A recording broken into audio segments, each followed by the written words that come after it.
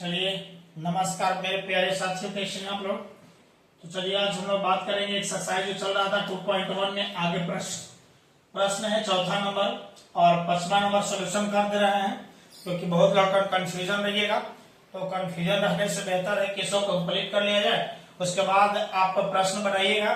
देखिएगा 5 प्रश्न है, जिसमें से पहला प्रश्न हम आपको बता दिए हैं और साथ तीसरा नंबर थ्योरी में भी पढ़ा दिए हैं।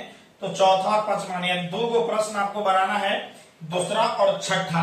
आप लोग बना करके आंसर कमेंट कीजिए, उसके बाद हम आपको आगे की ओर जो है एक्सरसाइज 2.2 में, 2.2 है 2.1 नहीं, ध्यान दीजिएगा 2.2 है। 2.2 में हम लोग याद कीजिएगा प्रश्न जो है दूसरा नंबर जो द्विघात बहुपद ज्ञात करने का सूत्र का थ्योरी भी पढ़ा चुके हैं, उसके रिलेटेड जो है दूसरा नंबर 1 या 2 को बताएंगे, बस वो भी खत्म हो जाएगा। उसके बाद आगे की ओर, इसीलिए हम बार बार ये कहते हैं सभी प्रश्न बनाने से बेहतर है कि एक बार क्या कीजिए थ्योरी पढ़ लीजिए हमारा, उसके बाद आपका सब कंप्लीट हो जाएगा। तो चलिए हम लोग सबसे पहले कहता है कि द्विघात बहुपद का शून्यक ज्ञात करो। शून्यक ज्ञात करना है तथा उसके सत्यता की जांच करें। सत्यता के मतलब है कि द्विघात बहुपद में 2 ही कंडीशन आता है। एगो याद कीजिए शून्यकों का योग, एगो आता है शून्यकों का गुणनफल। तो शून्यकों का योग में आप सबसे पहली चीज है कि इसके बहुपद नहीं दिया है, तो मान लीजिए माना कि द्विघात बहुपद बताइए एक्स नहीं यू के रूप में है, तो बताइए पी ऑफ यू माना, ठीक है।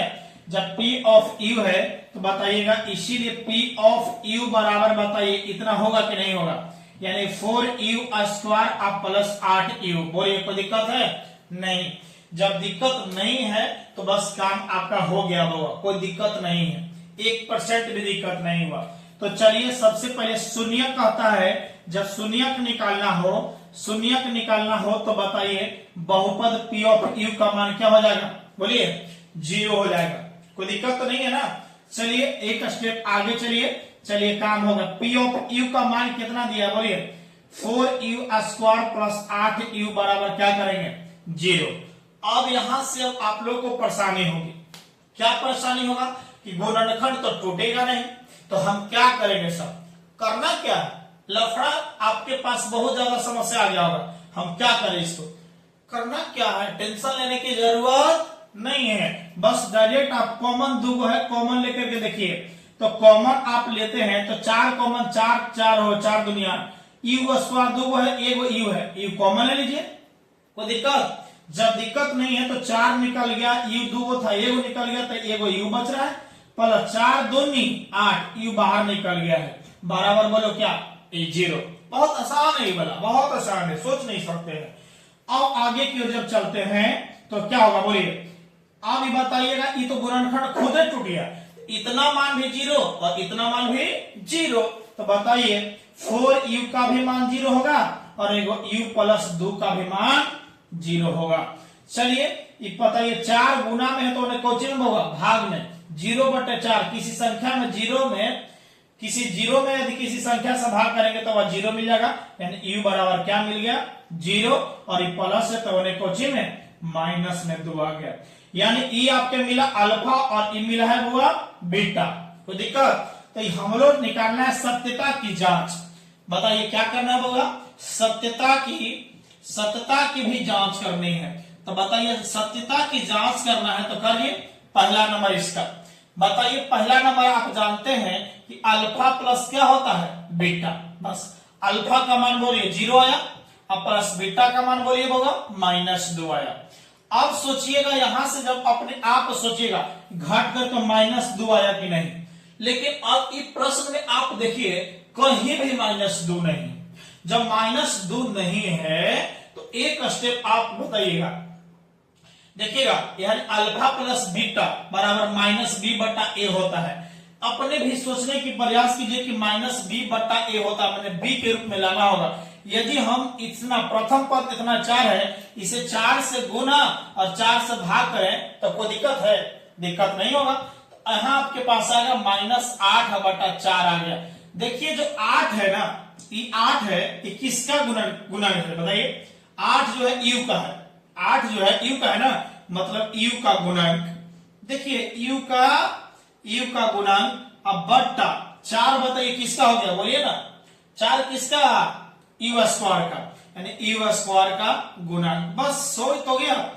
अब यहां से बात समझिएगा, पहला नंबर कंडीशन हो गया। दूसरा नंबर अल्फा गुने कोची होता है बुआ, बीटा। यहाँ पे कुछ नहीं है तो बताइए प्लस सी पर 0 है कि नहीं है। अब अल्फा गुने बीटा है तो अल्फा का मान बोलिए 0 ही नहीं है, और बीटा का मान -2। अब सोचिए -2 आया, किसी संख्या में 0 से गुना करेंगे तो वह 0 आएगा, इसके नीचे 1 बच रहा है।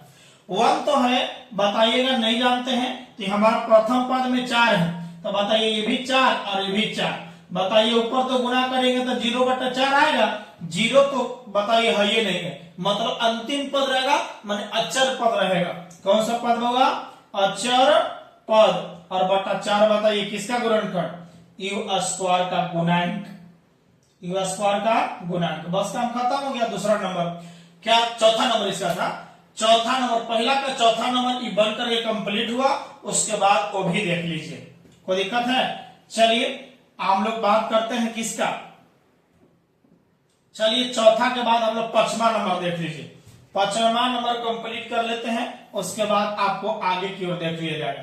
5वां नंबर है टी स्क्वायर -15, यही है ना। इसको दो तरीके से हम बनाने का प्रयास कर रहे हैं, देखते हैं इसको। और सोचिए यहां से जो बात है, सत्यता की तो बात हम लोग करेंगे ही, सत्यता तो एकदम जरूरी भी है, करना भी पड़ेगा आपको, नहीं कीजिएगा तो गड़बड़ हो जाएगा। यू नहीं, यू के रूप में हटा देना है। यहां माना कि यह बहुपद टी के रूप में है, तब पी ऑफ टी होगा, पी ऑफ टी होगा। पी ऑफ टी का मान आपके पास मिलेगा टी स्क्वायर -15, कोई दिक्कत नहीं है। चलिए शून्य की जैसे ही बात करेगा तो बताइए पी ऑफ टी का मान बताइए क्या हो जाएगा, 0। जैसे ही शून्य की बात करें मान 0 कर लीजिएगा। चलिए बाबा आगे, पी ऑफ टी का मान इतना मानी हो गया, टी स्क्वायर -15 बराबर बोलो 0। इसमें डरने की बात है, हो सोचने वाली बात है, ध्यान दीजिए। नहीं बताइए ना, थोड़ा सा समझ लीजिए ना, मजा आ जाएगा बाबा। ये बताइए, एक 2 स्टेप है। पहला स्टेप में हम बता रहे हैं, उसके बाद पहले तो देखिए बनाने का रूल ऐसा ही है। हम लोग माइनस से तो डायरेक्ट लड़कर उधर 15 करेगा, सही है, कोई दिक्कत नहीं है। यहां से भी कर सकते हैं, नहीं तो याद कीजिएगा हम पहला स्टेप ऐसे बता रहे हैं, टी का होल स्क्वायर माइनस √15 का होल स्क्वायर दे सकते हैं कि नहीं, बोलिए। क्योंकि स्क्वायर से रूट खत्म हो जाएगा तो मेरे पास 15 ही बचेगा। ये अपने मन से कोई काम किए हैं, जब मन से किए हैं तो अब यहां से सोच लीजिए क्या होगा। बताइए ए स्क्वायर माइनस बी स्क्वायर, एक फार्मूला है, ए स्क्वायर माइनस बी स्क्वायर का फार्मूला एक बार जोड़िए, एक बार घटाइए, मतलब एक बार जोड़ दीजिए और एक बार घटा दीजिए, काम हो गया। अब सोचो बउआ, टी है ए और √15 है बी, तो एक बार टी प्लस √15 को जोड़ दे रहे हैं और एक बार बोलिए क्या करेंगे, बोलिए एक बार घटाएंगे, टी माइनस √15 और बराबर में कुछ ही हुआ है ना, 0 तो है, ये 0 है ना। जब है तो आगे की ओर चलिए, इतनों बराबर 0 और इतनों बराबर 0, यानी t प्लस √15 बराबर 0 हो गया और आपके पास में 1 हो गया, और t माइनस √15 बराबर 0 हो गया। ये प्लस है तो उन्हें बोलो बोगा कोचिंग में बोला था ना। चलिए प्लस है तो कोचिंग में t बराबर हो गया माइनस √15, एक हो गया और एक हो गया कितना, बोलिए माइनस है तो उन्हें प्लस में t बराबर √15, ये वही हो गया। इसका नाम अल्फा और इसका नाम बोलो बोगा बीटा का हो गया ना। अब चलते हैं सत्यता की जांच। सत्यता की जांच में चलिएगा तो पहला नंबर अल्फा प्लस बोलो क्या होगा बीटा, पढ़े है ना। तो चलिए अल्फा प्लस बीटा का मान आप निकालिए, क्या है अल्फा का मान -√15 और यहाँ है प्लस बीटा का मान बोलोगे, बीटा का मान √15। आप सोचिए √15 में √15 से कट करके बताइए 0 आ गया कि नहीं गया, 0 के नीचे कितना बचेगा वो 1। अब 1 बच रहा है तो बताइए इसमें तो अब 0 की बात, अब सोचिए इसको पहले अपने आप सोचिएगा, टी स्क्वायर -15 है। अब इसमें तो अब एक स्टेप और थोड़ा सा समझाने की प्रयास करेंगे, टी स्क्वायर माइनस मान 0t अब -15 लिख सकते हैं। देखिए x square minus bx plus c व्यापक रूप में लिखेगा, तो ये जो जीरो है ना, ये जीरो किसका है, टी का गुणांक है। इसके लिए टी का गुणांक अब बटा 1, बताइए 1 इसके नीचे है ना होगा, तो 1 किसका, 1 जो है टी स्क्वायर का गुणांक होगा। अब उसके बाद में पहला नंबर की सत्यता की जांच हो गया, दूसरा नंबर सत्यता की जांच करोगे तो अल्फा गुने क्या मिलेगा, बीटा। अल्फा का मान बोलो बउआ माइनस कितना होगा, -√15, और बीटा का मान √15। देखिए अंदर में दोनों समान रहे ना, जब अंदर में दोनों समान है तब दोनों में से एक कोई खींच के बाहर निकाले, तो ये माइनस तो बाहर है, ये दोनों अंदर समान है, बस अंदर से बाहर निकल गया। इसके नीचे 1 छिपल हवा, बस काम हो गया आपका बउआ। देख लीजिए -15 किसका है, किसी का सत नहीं है, मतलब है कि यह अचर पद है। कौन सा पद है, अचर पद, और 1 जो है वह टी स्क्वायर का गुणांक हो गया। यही आपका याद कीजिएगा, बस कंप्लीट हो गया, यहीं तक कंप्लीट हो गया, कोई दिक्कत नहीं है। तो चलिए जितने लोग नए हैं सब्सक्राइब नहीं किया चैनल को सब्सक्राइब कर लीजिए, और उसके बाद हम लोग आगे की ओर बढ़ेंगे। तो हम लोग बात करते हैं प्रश्नावली 2.2 का जो चल रहा था। प्रश्नावली 2.2 में ये प्रश्न 1 का कंप्लीट हो गया और 2 प्रश्न आपको बचा है, आप बनाएंगे। उसके बाद में द्विघात बहुपद कैसे ज्ञात करते हैं उसको हम लोग सॉल्यूशन करेंगे, दूसरा नंबर। उसके बाद ये चैप्टर खत्म हो जाएगा, उसके बाद फिर आपका एक्सरसाइज खत्म होगा, उसके बाद 2.3 का चैप्टर शुरू करेंगे।